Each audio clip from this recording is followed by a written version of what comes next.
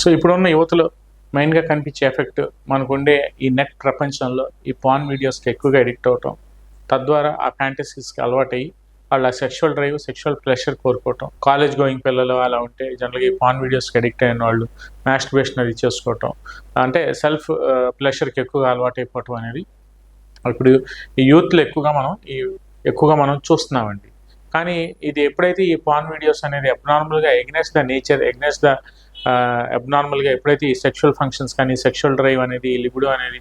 అబ్నార్మల్గా ఉంటుందో, సో ఒకసారి వాటికి ఎడిక్ట్ అయిన తర్వాత ఏదైతే బాడీలో ఈ న్యాచురల్ ఫంక్షన్స్ ఏవైతే ఉంటాయో, న్యాచురల్ స్టామినా ఏదైతే ఉంటుందో అవి ఒకసారి అది ఆ న్యాచురల్ దాన్నే వాళ్ళు తగ్గిపోయింది, లేదంటే టెస్టోస్టెరాన్ హార్మోన్ ఉత్పత్తులు అనేవి తగ్గిపోయినాయేమో, అతను మ్యారేజ్ అయిన తర్వాత పెర్ఫార్మెన్స్ అనేది, సెక్షువల్ పెర్ఫార్మెన్స్ అనేది, సెక్షువల్ స్ట్రెంగ్త్, సెక్షువల్ పవర్ అనేది తగ్గిపోతుందేమో, వైటాలిటీ అనేది తగ్గిపోతుందేమో. ఎప్పుడైతే ఈ వీడియోస్ చూసినప్పుడు వాళ్ళు ఆ abnormal desire, abnormal attributes in mind, abnormal thinking in mind వచ్చేసినప్పుడు జనరల్గా ఒక నెగిటివ్ రిఫ్లెక్షన్స్ అనేవి ఎక్కువగా వాళ్ళకి రిఫ్లెక్ట్ అవడం అనేది జనరల్గా జరుగుతుంది. వ్యక్తి కానీ ఒక మనిషి కానీ ఎగ్నెస్ట్ ద నేచర్ ఎవరైతే అబ్నార్మల్గా ఈ సెక్షువల్ డ్రైవ్ గురించి కానీ అబ్నార్మల్గా ఎక్కువగా ఆలోచిస్తూ ఉంటారో వాళ్ళలో ఈ ప్రాబ్లం అనేది చాలా ఎక్కువగా అరైజ్ అవటం, వాళ్ళ సెక్షువల్ హెల్త్ మీద ఎఫెక్ట్ అవటం. సో విత్డ్రావల్ మూడ్లోకి వెళ్ళిపోయినప్పుడు, విత్డ్రావల్ రెస్పాన్స్లోకి వెళ్ళిపోయినప్పుడు ఎప్పుడైతే ఈ సెక్షువల్ డిజైర్ అనేది తగ్గిపోతుంటుందో ఆటోమేటిక్గా ఈ పాన్ వీడియోస్ అనే దానికి అబ్నార్మల్